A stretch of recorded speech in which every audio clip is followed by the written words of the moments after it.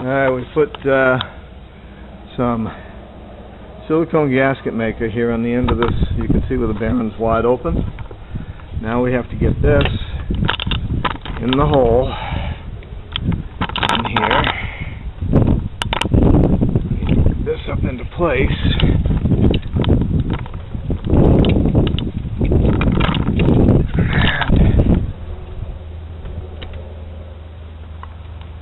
That gasket maker should squeeze in between, and now we've got to get the bolts lined up. Alright, now the clutch. We can see the distance gap that we've got there. We gotta see if it stays the same. This tightens on.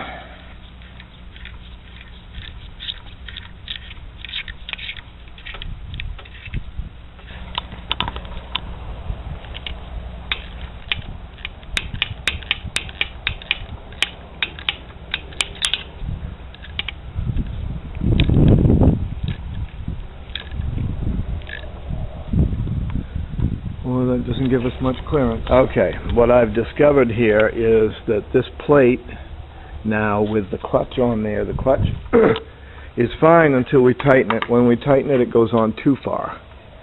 And it's not touching the plate, but it's rubbing the seal. So now we have to take this plate back home. We have to get this lined up. We have to mark that, and we're going to have to recess this. Take the seal out and recess that in a little bit further so that this will actually clear once we tighten up and torque on this. There is a difference between the shafts between this one and the other engine. The other one stuck out 60 thousandths. This one does not, which means that the whole crankshaft on this one is that way further by about a 1/16 to 1/8 of an inch.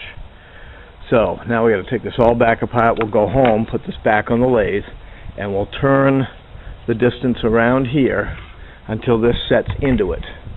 And then we're going to take the seal out, and we're going to cut that hole deeper so that we can get it back to clear that. So now we got to take this all back apart, clean up all that gasket maker, and start over. And since we brought this back, number one, we've resurfaced the centerpiece. We still have to set that seal in flush.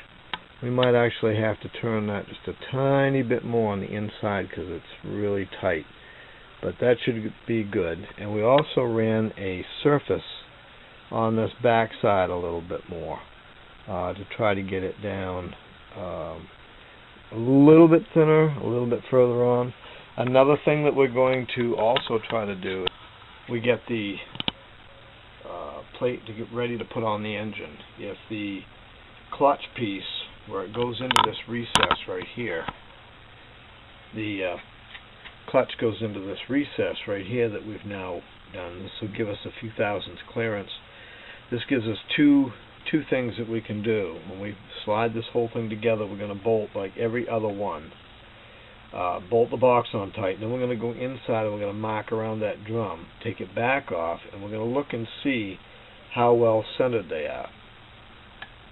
The drum has to be centered absolutely to the clutch where the fingers come out, because if it doesn't, the fingers are going to come out and they're going to chatter inside, and they're going to kind of wobble, and that will create a resonance in the engine or a very high frequency vibration. We don't want that. So to eliminate that, we've still got to make sure that the drum is going absolutely centered right around here. So this will give us a little bit of a visual here. It'll also let that hub set in a little bit. Now if the hub's still in a little bit too far, I've ordered some bushing stock, and I can wrap it shim stock, and I can wrap the tapered shaft with 1 or 2 layers of that. That will make the drum sit out further, like as if it's building up the diameter of the shaft, so it'll make it come out a little bit further. I ordered 12 thousandths, so that should give us 24 thousandths more clearance. Along with this here, a little bit of airspace, that should make the difference. So on the next trip down to the airport, we'll finish putting this plate on. Also, one thing I noticed, I found that this hole right here, the peg came really close to that hole, and I was having a hard time getting the bolt in. So what I've done is I've shaved that off just a little bit so I can get the head started and it'll spin without dragging. And that should help in order to be able to get those in. We don't want those bolts to be kitty-cornered when we're putting them in. We want them nice and finger loose to go right in. So, next trip to the airport, I think we're ready. I think we've pretty much taken care of our problem here. But we'll just have to try it on and hope for the best. What I have done is completely assembled this box in position, and once I got it completely assembled, I marked it on the inside where the drum is, all the way around it. So now I'm going to completely dismantle it again and see if the drum is lined up with the center hub with that recess that we put into that plate. So now we're going to just finish taking the bolts back out. I had the box completely mounted here. This was completely mounted, so it was all tight and torqued up. So now I'm in the process of taking it back apart, but I wanted to get a video just to show what I've done in here as far as marking it, going in the same exact way on every point to make sure that this drum is exactly centered. Alright, I just took this drum completely all apart, and now I've got the plate, and we can see the marks, and it looks like we might have a problem a little bit. This mark right here looks close. This looks a little bit further away, right here. Not really sure, but this looks a little bit further away. That looks the same as that and that. This one looks to be the closest down here. But what we need to do now is I need to take that compass and I need to set the distance from here to the beginning of these black marks and go all the way around it with that to test from this, because we know that this was turned square and level. So now we need to measure the distance between here and there. There might be a little bit of difference the way that I had to come in with this marker at quite a little bit of an angle. These were actually closer together, so I might have had to get back apart a little bit. So the next thing we'll do is we'll mark this with the compass scribe and see how that comes out to matching up with this. Or I could just put this back on the lathe and turn it to see how these line up. But I'd have to take the seal back out to do that. So it looks very, very good. If anything, it's off just a few thousandths too low here and a few thousandths too high here, but until we do an actual measure, I won't know for sure.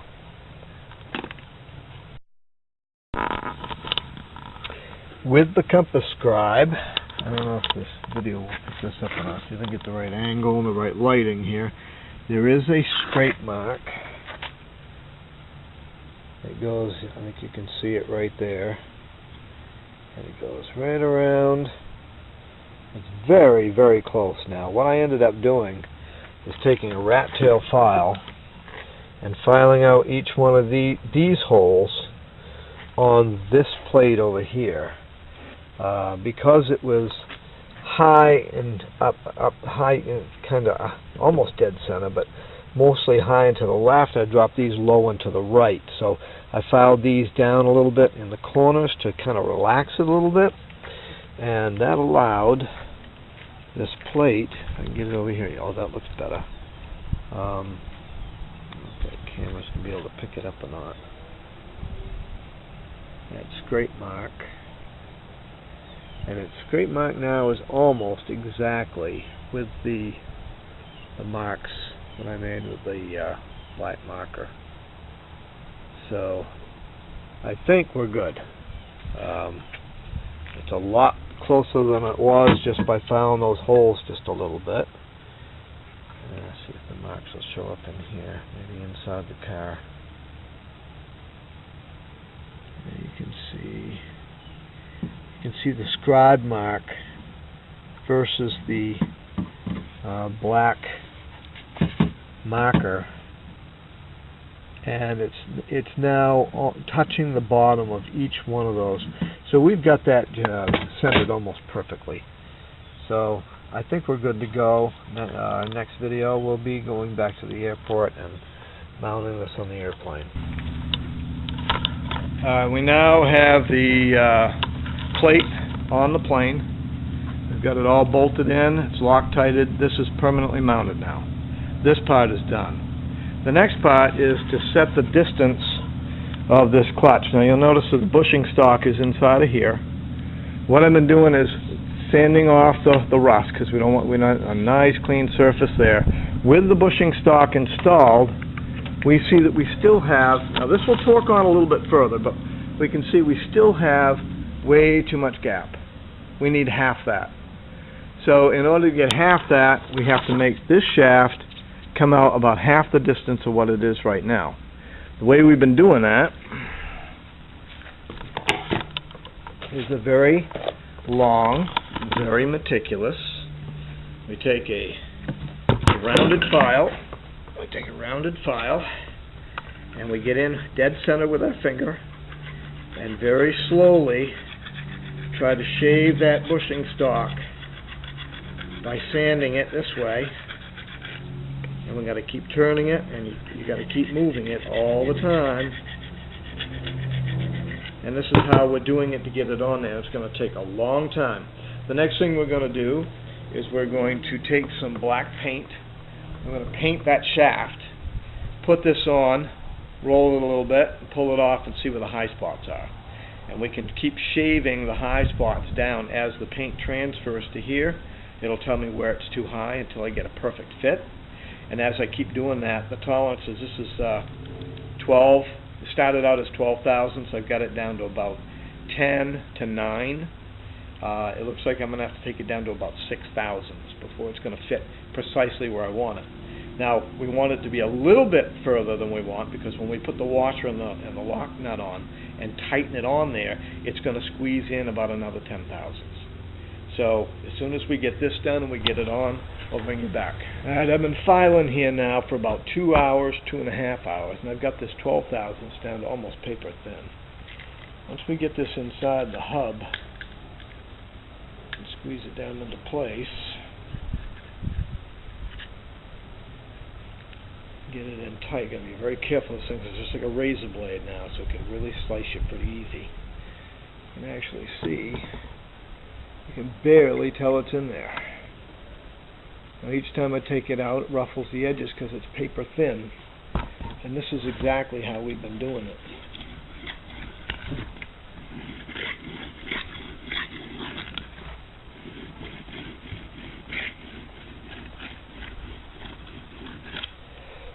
We're almost to the point where it's ready to put it on. The tolerances are very close to what we want. Just a little bit more and we'll be able to tighten it up. I've already put it on once. It was too tight. The drum was actually touching against the inner bolts so that it was scraping as it was turning. So we're going to go ahead and we're going to mount it up one more time and see if it'll turn. And this is set into place. You can see the gap that we've got now compared to what we had before. We're just going to torque this up a little bit, and we're going to put the hub assembly on, torque it, and then see if it'll turn. Once we put the hub assembly here and we torque it up, then we know whether or not any of this is hitting on the inside. You can see where this was scraping just a little bit, and it was scraping on those bolts where they stick out just a tiny bit. So that's what we've got to clear.